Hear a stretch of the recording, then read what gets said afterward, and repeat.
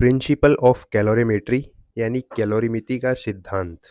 Calorimetry या कैलोरीमिति का अर्थ होता है ऊष्मा का मापन।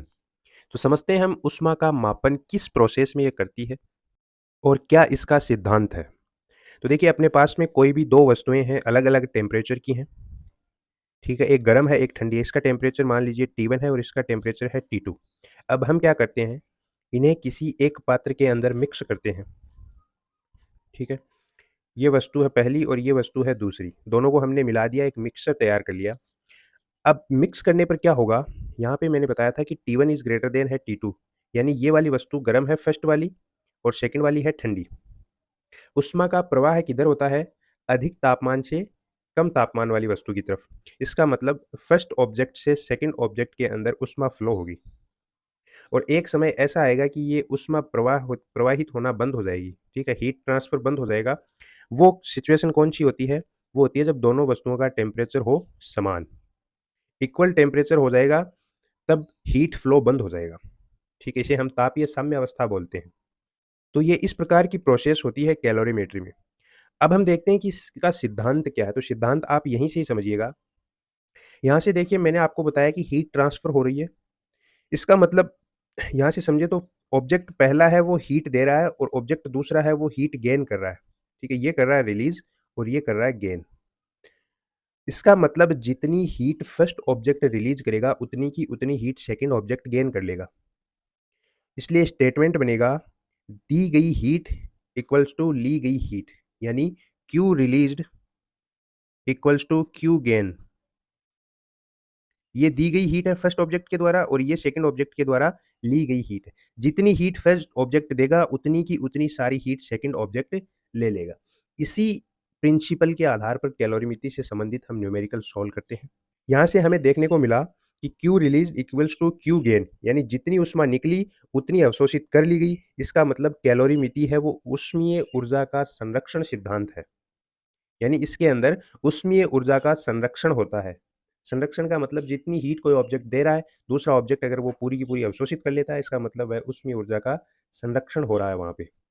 इसलिए ये आपको नोट डाल के रखना है कि कैलोरीमिति में ऊष्मीय ऊर्जा का संरक्षण होता है। तो ये स्टेटमेंट हमें इस रिलेशन से पता चलता है। देखिए यहाँ पे जो सबसे कंफ्यूज करने वाला मैटर है वो यही है कि हमने अभी देखा कि ऑब्जेक्ट फर्स्ट है वो ज़्यादा गर्म है सेकंड से। इसका मतलब ऑब्जेक्ट फर्स्ट से हीट निकलेगी और ऑब्जेक्ट सेकंड में ये जाएगी और हम जब इनका मिक्सचर करेंगे तब की कहानी है ये। ठीक है, और कंडीशन आएगी T1 इक्वल्स टू T2, तब हीट फ्लो हो जाएगी बंद। तो इसके लिए हमने कैलोरीमिति का सिद्धांत निकाला था कि Q released equals to Q gain. अब यहाँ से कंफ्यूज स्टार्ट होता है सबसे बड़ा। यहाँ पे स्टेटमेंट आ गया कि जितनी हीट रिलीज की जाती है उतनी की उतनी हीट दूसरे ऑब्जेक्ट के द्वारा एब्जॉर्ब कर ली जाती है। तो फिर आप यहाँ से है ना सीधा रिलेशन निकालते हैं कि T1 में जितनी कमी होगी ना, loss in T1 equals to होगा गेन इन T2। ना, ये नहीं हो सकता। क्यों?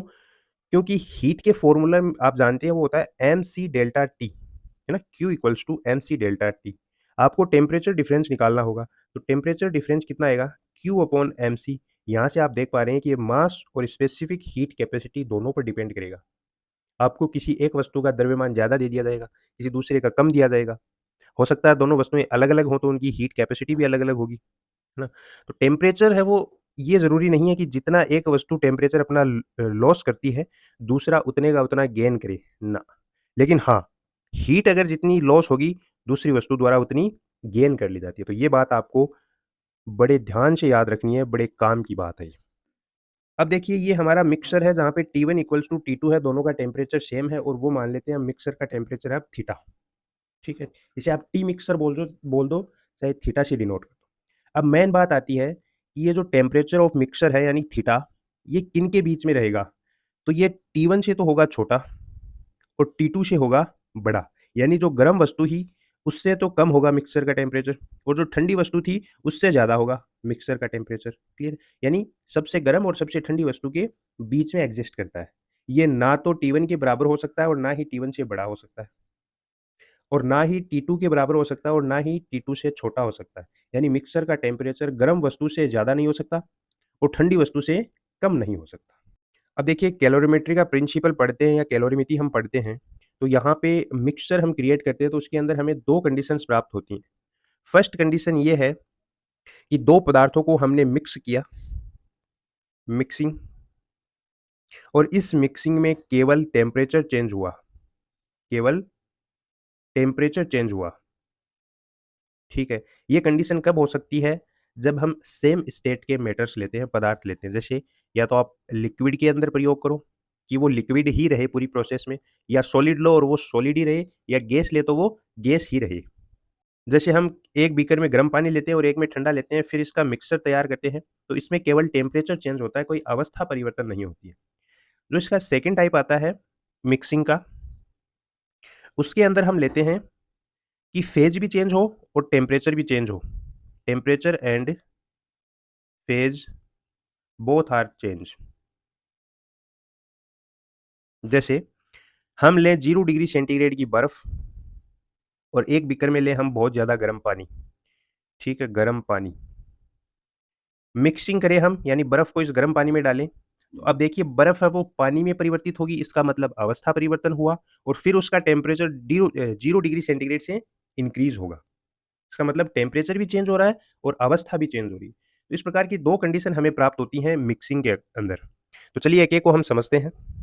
तो फर्स्ट कंडीशन हम लेते हैं केवल टेम्परेचर चेंज वाली, मिक्सिंग हो और उसमें टेम्परेचर चेंज हो, यानी फेज चेंज ना हो। देखिए समझने का प्रयास करिए। ये एक बीकर है जिसके अंदर m द्रव्यमान का कोई पदार्थ है, जिसकी heat capacity, specific heat capacity C1 है और इसका टेम्परेचर है T1। ये दूसरा बीकर है जिसके अंदर M2 द्रव्यमान का पदार्थ है, जिसकी हीट कैपेसिटी है C2 और इसका टेम्परेचर है T2। और कंडीशन है अपने पास में कि T1 is greater than T2, यानी ये पहला पदार्थ है वो दूसरे से ज़्यादा गर्म है।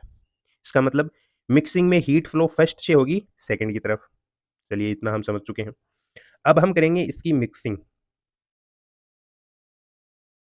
मिक्सिंग किया हमने, दोनों को एक ही बीकर में डाल दिया। एक ही बीकर में डाला, इसका मतलब अब इसमें क्या है? इसका टोटल द्रव्यमान तो है M1 भी है, इसमें M2 भी है, ठीक है? पहले की हीट कैपेसिटी C1 थी, दूसरे की हीट कैपेसिटी C2 है। पहले का टेम्परेचर था T1, दूसरे का टेम्परेचर था T2। हमने डाला है, जिस वक़्त हमने डाला है उस वक़्त की कंडीशन है ये। अब धीरे-धीरे क्या होगा कि T1 है वो T2 से ज़्यादा है, इसका मतलब टेम्परेचर T1 से T2 की तरफ जाएगा, यानी फर्स्ट ऑब्जेक्ट से सेकंड ऑब्जेक्ट की तरफ हीट फ्लो होगी। और एक कंडीशन ऐसी आएगी जब दोनों का टेम्परेचर हो जाएगा इक्वल, और उसे हम बोलते हैं temperature of mixture. Temperature of mixture, और इसे मैं डिनोट कर देता हूँ थीटा से, ताकि कंफ्यूजन ना हो। इसका मतलब कुछ समय बाद में जब इनका टेम्परेचर इक्वल हो जाएगा, यानी T1 इक्वल्स टू T2 हो जाएगा, तो उसकी वैल्यू हमें कितनी मिलेगी? उसकी वैल्यू मिलेगी हमें थीटा। तो अब इस मिक्सचर के लिए जो हमें रिलेशन प्राप्त होगा वो क्या होगा? वो होगा M1 M2 C1 C2 और थीटा। अब हम डेल्टा टी कैलकुलेट करेंगे इस थीटा के रेस्पेक्ट में, सबसे पहले फर्स्ट ऑब्जेक्ट के लिए, उसके बाद में सेकंड ऑब्जेक्ट के लिए, क्योंकि हमें कैलोरीमिति का सिद्धांत लगाना है। Q release equals to Q gain. Q release equals to Q gain. Q release मतलब हीट क्या होती है? MC delta T. ये भी हीट है तो ये भी क्या होगी? MC डेल्टा टी, ठीक है? ये फर्स्ट ऑब्जेक्ट के लिए लेते हैं तो M1 C1, ये सेकंड के लिए ले लेते हैं तो ये M2 C2। अरे भाई, रिलीज कौन कर रहा है? फर्स्ट, और गेन कौन कर रहा है? सेकंड। डेल्टा टी तो हमें थीटा के रिस्पेक्ट में निकालना है। चलिए, तो ये हो गया आपका M1 C1। Delta theta sorry delta T कितना आएगा?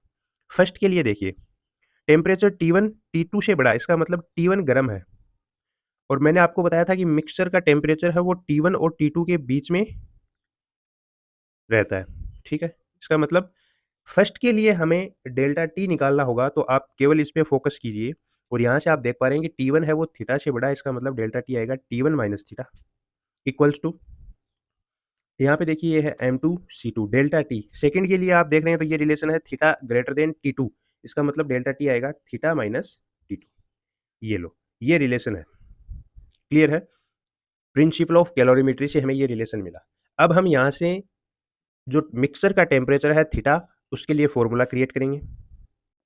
तो इन्हें आप इंटू कर दो, इधर बनेगा M1 C1 T1 minus M1 C1 theta equals to M2 C2 theta minus M2 C2 T2। Theta वालों को एक तरफ ले लो, T1 T2 को एक तरफ ले लो, तो ये वाली टर्म जाएगी उधर और ये वाली टर्म आएगी इधर। तो ये बन गया आपका M1 C1 plus M2 C2 theta आ गया इसमें से कॉमन, और ये इधर हो गया आपका M1C1T1 प्लस M2C2T2। तो यहाँ से जो थीटा का फॉर्मूला हमें प्राप्त होगा वो होगा M1C1T1 plus M2C2T2 upon M1C1 plus M2C2। ये वाला फॉर्मूला आपको ध्यान में रखना है। अगर इतना भी ना हो तो ये रिलेशन तो आपको ध्यान में रखना ही रखना है 100%। और ये वाला फॉर्मूला आपको रखना है ताकि आपको इस रिलेशन से ये फॉर्मूला निकालने में टाइम वेस्ट ना हो। आगे 2-3 फॉर्मूलाज़ बताऊँगा, वो इसी फॉर्मूले के आधार पर हम डिराइव करेंगे। वो आपको याद होते हैं तो अच्छी बात है, नहीं होती है तो कोई टेंशन की बात नहीं है। क्योंकि हम इसी फॉर्मूले से उन्हें डिराइव करते हैं, 2 मिनट लगते हैं। तो चलिए अब विभिन्न कंडीशंस के लिए इस फॉर्मूले को हम थोड़ा घुमाते हैं। तो देखिए कंडीशंस की बात करते हैं हम। फर्स्ट कंडीशन हम लेते हैं कि दोनों वस्तुओं का द्रव्यमान इक्वल है। इसका मतलब m1 equals to m2 equals to m, equal है, m द्रव्यमान है। रखो वैल्यू इस फॉर्मूले में, तो यहाँ से हमें थीटा कितना प्राप्त होगा? थीटा मिलेगा हमें C1T1 plus C2T2 upon C1 plus C2, क्योंकि m तो कैंसिल आउट हो जाएगा। सेकंड कंडीशन हो कि दोनों पदार्थ सेम हो, सेम मटेरियल हो, अर्थात उनकी स्पेसिफिक हीट कैपेसिटी इक्वल हो। जैसे बात पानी-पानी की हो, बर्फ-बर्फ की हो, है ना? किसी भी कॉपर-कॉपर की हो, किसी की भी हो, सेम मटेरियल हो, तो C1 होगा C2 के बराबर, जिसे हम मान लेते हैं कि C वैल्यू है। तो अब थीटा हमें कितना प्राप्त होगा? थीटा मिलेगा M1T1 plus M2T2 upon M1 plus M2। क्यों? क्योंकि C तो कैंसिल हो चुका है, इक्वल है दोनों का। तो 2 फॉर्मूले तो हमें ये मिले। तीसरी कंडीशन अपने पास में क्या हो सकती है कि पदार्थ भी सेम है और उसका द्रव्यमान भी सेम है। यानी C1 इक्वल्स टू C2 है और M1 इक्वल्स टू M2 है। इसका मतलब C और M की टर्म तो कैंसिल ही हो जाएँगी। तो यहाँ से जो थीटा मिलेगा हमें मिक्सचर का, वो होगा T1 प्लस T2 अपॉन 2। अब जो मैंने आपको बात बताई थी वो यहाँ से क्लियर होगी। मैंने बोला था कि जितनी हीट रिलीज़ की जाती है उतनी हीट गेन की जाती है। लेकिन जितना एक वस्तु का टेम्परेचर कम होता है, ज़रूरी नहीं है कि दूसरी वस्तु का टेम्परेचर उतना ही इंक्रीज़ हो। जैसे फर्स्ट ऑब्जेक्ट गर्म है, उसका टेम्परेचर मान लीजिए 30 डिग्री सेंटीग्रेड कम हो रहा है मिक्सचर में। तो ये ज़रूरी नहीं है कि जो फर्स्ट कोल्ड था, उसका 30 डिग्री सेंटीग्रेड बढ़े ही, ना। ये कब होगा? ये तब होगा जब C1 इक्वल्स टू C2 हो और M1 इक्वल्स टू M2 हो, तब तो होगा। इसके अलावा किसी भी कंडीशन में ये नहीं हो सकता। अब बात करते हैं हम सेकंड कंडीशन की, जिसमें टेम्परेचर और फेज़, एंड फेज़, है ना? बोथ चेंज, यानी दोनों परिवर्तित हो या केवल फेज़ चेंज हो। अब देखिए इसमें फ़र्क क्या आएगा? फ़र्क आएगा लेटेंट हीट का, गुप्त ऊष्मा का, जो हमने पिछले वीडियो में पढ़ा था। बस वो यहाँ पे थोड़ा चेंज करेगी फ़ॉर्मूले को। तो चलिए समझते हैं। ये है अपने पास में बर्फ़, ये 0 डिग्री सेंटीग्रेड की आइस है, ठीक है? और ये है अपने पास में वाटर, जिसका टेम्परेचर कुछ भी हो सकता है, मान लेते हैं। जिसका टेम्परेचर है TW, temperature of water, clear. हमने मिक्स किया, मिक्सचर बनाया इनका, ये लो। ये तो है मान लीजिए पानी और ये है इसके अंदर बर्फ़। फिलहाल जब मिक्सिंग की है उस इंस्टेंट की स्टोरी बता रहा हूँ। अब क्या होगा? अब ये जो बर्फ़ है वो इस पानी से हीट लेगी, क्योंकि पानी का टेम्परेचर ज़्यादा है, इसका मतलब हीट पानी से बर्फ़ की तरफ फ्लो होगी और ये इस पानी से हीट लेकर के अब इसका होगा फ्यूज़न या गलन, अवस्था परिवर्तन होगी और ये पहले बनेगी 0 डिग्री सेंटीग्रेड का वाटर, और उसके बाद में अगर फिर भी इस पानी का टेम्परेचर और ज़्यादा बचता है, तो फिर इस मिक्सिंग का टेम्परेचर थोड़ा-सा, यानी उस 0 डिग्री सेंटीग्रेड वाटर का टेम्परेचर थोड़ा इंक्रीज़ होगा। क्लियर है? तो ये प्रोसेस होती है मिक्सिंग में। तो हम कैलोरीमेट्री का प्रिंसिपल लगाने से पहले हम इसको कुछ नोटेशन कर देते हैं कि आइस का द्रव्यमान है Mi, इसकी स्पेसिफिक हीट कैपेसिटी है Ci। वाटर का द्रव्यमान है Mw और इसकी स्पेसिफिक हीट कैपेसिटी है Cw। और जो मिक्सचर का टेम्परेचर है उसे हम ले लेते हैं थीटा। क्लियर है? अब लगाते हैं हम कैलोरीमेट्री का प्रिंसिपल। क्या होता है? Q released equals to Q gain. लगाओ, Q रिलीज़ कौन कर रहा है? वाटर, और गेन कौन कर रहा है? आइस। तो सबसे पहले बात करेंगे हम वाटर की, यानी Mw Cw delta T। Delta T कितना होगा? गेन कर रहा है, इसका मतलब उसका टेम्परेचर में से माइनस होगा मिक्सिंग का टेम्परेचर। तो वाटर का टेम्परेचर कितना है? TW, इसमें से माइनस कौन होगा? थीटा। इक्वल्स टू गेन देखिए, या तो मैं मान लूँ कि फेज़ चेंज हो रहा है या टेम्परेचर चेंज हो रहा है, तो वो तो हमने पढ़ ली कहानी। या तो केवल फेज़ चेंज के लिए पढ़ेंगे या हम पढ़ेंगे यानी कि 0 डिग्री की सेंटीग्रेड बर्फ़ 0 डिग्री सेंटीग्रेड के वाटर में चेंज हुई और मिक्सिंग खत्म। अब कोई प्रोसेस नहीं हो रही, दोनों का टेम्परेचर हो गया इक्वल। लेकिन ना, इतना तो बहुत ईज़ी हो जाएगा। हम दोनों सिचुएशन को एक साथ पढ़ते हैं। फिर जो भी सिचुएशन आपको क्वेश्चन में दी हुई हो, उसके अकॉर्डिंग आप वैल्यू पुट करना, आपका आंसर ईज़िली सॉल्व होगा। तो मैं तो यही मान रहा हूँ कि टेम्परेचर भी चेंज हो रहा है और फेज़ भी चेंज हो रही है। तो सबसे पहले प्रोसेस होगी फेज़ चेंज की। इसका मतलब सबसे पहले आएगी लेटेंट हीट। किसकी? बर्फ़ की। इसका मतलब यहाँ पे आएगी Mi, Li। यही होती है latent heat. Q equals to ml। L क्या है? Latent heat. L equals to क्या होता है? Q/m। लेकिन हमें तो हीट चाहिए, तो हीट क्या होता है? ml। क्लियर है? सेकंड, अब इसका टेम्परेचर इंक्रीज़ हो रहा है। टेम्परेचर इंक्रीज़ होगा इसका मतलब Mi, भाई मास तो उतना ही रहना है ना, बर्फ़ पानी में बदल गई तो भी द्रव्यमान उतना ही रहना है। लेकिन यहाँ पे C चेंज होगा, क्योंकि अब बर्फ़ बदल चुकी है पानी में और पानी की स्पेसिफिक हीट कैपेसिटी बर्फ़ से अलग होती है। तो यहाँ पे जो आएगा वो आएगा CW। बहुत ध्यान से देखना आपको। यहाँ पे आप CI करेंगे, गलत हो जाएगा। CW फिर आता है टेम्परेचर चेंज। बर्फ़ है वो पिघल रही है और उसका फिर टेम्परेचर बढ़ रहा है, इसका मतलब मिक्सिंग का टेम्परेचर ज़्यादा है, बर्फ़ का कम है, तो थीटा माइनस बर्फ़ का कितना? 0। इक्वेशन बन गई। अब तो केवल मैथमेटिक्स है, इनको इनटू करना है, इधर-उधर लाना है और फ़ॉर्मूला क्रिएट करना है। तो यहाँ से जो अपने पास में फ़ॉर्मूला बनेगा, वो बनेगा theta equals to MW CW TW minus MI LI upon MW CW plus MI CW। ये फ़ॉर्मूला होगा थीटा का। ठीक है? अब यहाँ पे आप देख रहे होंगे कि CW 3 जगह से कॉमन आ रहा है। तो आप इसे अगर और शॉर्ट फॉर्म में डिराइव करना चाहें, तो आप CW से भाग लगा दो इसको। तो थीटा हमें मिलेगा MW TW minus MI LI upon CW upon MW plus MI। जो भी आपको अच्छा लगे वो आप याद कर लेना, कोई फ़र्क नहीं पड़ता, दोनों फ़ॉर्मूले सेम है। न्यूमेरिकल सॉल्व करते हैं तो इन चीज़ों का फ़र्क नहीं पड़ता मेरे दोस्त। ज़्यादा से ज़्यादा क्या होगा? 15 सेकंड कैलकुलेशन में और लगेंगी, लेकिन जो आपको बेहतर ढंग से याद हो रहा है, आप उसे याद कीजिए। और सबसे बढ़िया होता है कि हम किसी भी फ़ॉर्मूले का बेस वेरिएंट तैयार करें, जो उसकी मेन फ़ॉर्म है, उसे हम याद करें, बाकी कंडीशंस तो हम निकालते रहते हैं। क्लियर है? अब देखिए यहाँ पे भी कंडीशन हो सकती है। कंडीशन क्या हो सकती है कि जो फर्स्ट बीकर में हमने आइस ली थी और सेकंड बीकर में हमने गर्म जल लिया था, अगर दोनों का द्रव्यमान सेम हो तो? यानी mass of ice equals to mass of water equal हो, तो हमें थीटा कितना मिलेगा? थीटा मिलेगा हमें TW, क्योंकि m का फैक्टर तो पूरा कैंसिल होगा इसमें से, तो ये होगा MW minus LI upon CW upon 2। ठीक है? मैंने बोला था आपको कि आपको इसकी मेन फॉर्म याद रखनी है, बाकी कंडीशन अपने आप बनेंगी। आपको टेंशन लेने की आवश्यकता नहीं। अब यहाँ पे जो सबसे बड़ी बात आती है, वो यही आती है कि मान लो आपको बोल दे, न्यूमेरिकल सॉल्व में ये बात आती है, इंपॉर्टेंट बात है, ध्यान रखना, कि आपको ये बोला जाए कि भैया जो मिक्सर का टेम्परेचर है ना, वो तो आइस के टेम्परेचर से भी कम है। इसका मतलब आप कन्फ्यूज़ मत होना, आपको इस कंडीशन में जो मिक्सर का टेम्परेचर है वो 0 डिग्री लेना है, इससे नीचे आपको नहीं लेना है। चाहे वो आइस से नीचे आपको कितना भी बोल रहा हो। आपको कितना लेना है? 0 डिग्री। किसका टेम्परेचर? मिक्सचर का टेम्परेचर। तो ये बात थी अपनी कैलोरीमीटर की, उसका प्रिंसिपल, दोनों कंडीशंस हमने देखी, दोनों का फॉर्मूला हमने समझा। अब एक एग्जाम्पल के थ्रू इस पूरे कंसेप्ट को हम समझने का प्रयास करते हैं कि किस प्रकार की न्यूमेरिकल प्रॉब्लम बन सकती है। तो एक एग्जाम्पल के थ्रू हम समझते हैं। ये अपना फर्स्ट बीकर है, ये सेकंड बीकर है।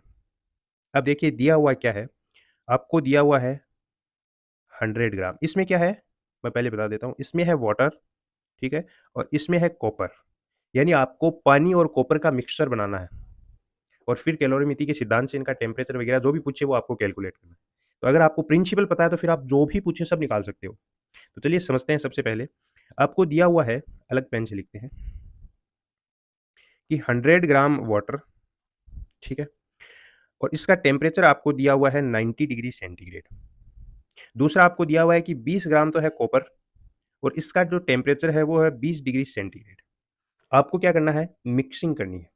एक बात और जो आपको न्यूमेरिकल में दी जाएगी, वो होगा कि वाटर की स्पेसिफिक हीट कैपेसिटी CW होती है 4.2 joule upon gram degree centigrade, और जो कॉपर की स्पेसिफिक हीट कैपेसिटी होती है वो होती है 0.4 joule upon gram degree centigrade.